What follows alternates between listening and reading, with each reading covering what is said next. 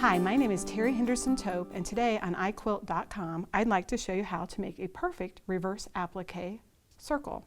Reverse applique is one of those techniques that, although a lot of people have written it up and discussed that it's a challenging technique, I actually think it's very simple to do. As you can see, I've got a lovely little daisy here, and I've already reversed out the petals, and that simply means that I have placed a piece of white fabric behind my block and cut away to reveal the white fabric with a small needle turn stitch. And you can see here, this is where the trace design is. I have layered a nice little piece of orange fabric underneath my circle drawing, and I'm going to take my scissors and do a little bit of clipping. And in order to do this, you want to have a nice sharp pair of scissors that are sharp all the way to the point.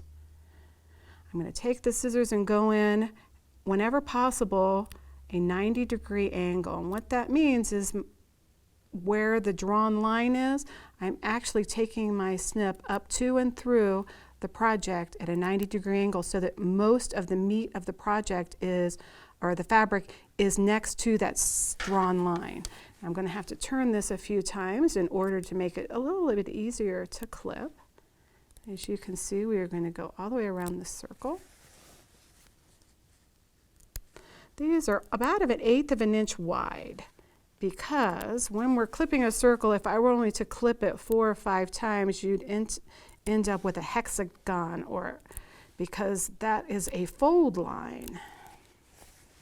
So I want to have a lot of them, because when I actually turn the fabric underneath, I want to have a nice curved line, because obviously you're playing with a circle.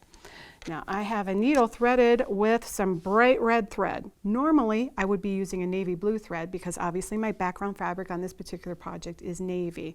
I've chosen the red thread so that you can be able to see it. And I'm going to knot that thread with a quilter's knot.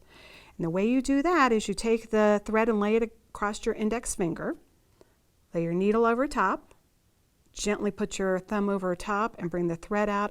We're going to wrap it like we would a French knot about 3 times.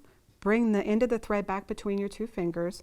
Gently push the needle out by holding those threads in place. And when I pull this out, I should get, ta-da, a very small, tiny little knot.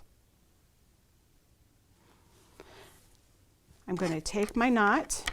Our first stitch, and to be able to hide that knot, I'm going to bring the needle right on the outside edge of that drawn white line. It's in between the 2 layers, so it actually will hide my knot in between the 2 layers of fabric and not end up on the back side. That's so when we quilt it later, we won't have run the possibility of having that knot tie up with our quilting thread. Then I'm going to take this is kind of the cool part, as I'm going to take my needle using it as a tool. I'm going to slide it down between one of the snips that we made earlier, and I'm simply going to swish that under. See how that creates a nice soft edge? I can switch in both directions. Now I'm not going to try to swish the entire circle. I'm only going to swish about a thumb's length, and then I'm going to finger press it with my thumb so that I have a perfect little curved edge. Now the stitch is actually just a needle turn stitch. There isn't anything fancy or different about it. I'm going to actually pop it right in underneath, right next to where my thread is coming out. Grab a little bit of the yellow fabric that's beneath it, and a little bit right on that edge of the blue, and pull my needle out. And you can see as I walk along here,